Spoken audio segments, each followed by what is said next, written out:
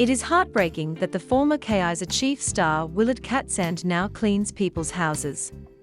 Everything has a start and an end, and it seems former Kaizer Chiefs and Zimbabwe Warriors star Willard Katsande understands that, as he has started a painting and plumbing side hustle in preparation for his retirement, as it is fast approaching. Katsande left Amakhosi early this year after being with the club for a decade. He was a beloved player amongst the fans, and he holds the most capped foreign player after featuring in 326 matches across all competitions for Kaizer Chiefs. He is now part of Sekhukhune United team, but it seems the relationship will not last for long, as he is preparing for retirement from football.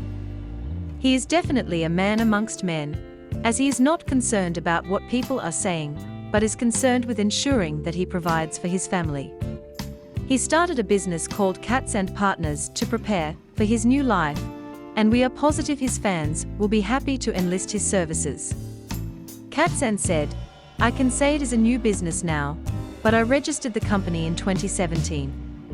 But I was still learning, now I'm busy working. It is operating full-time now.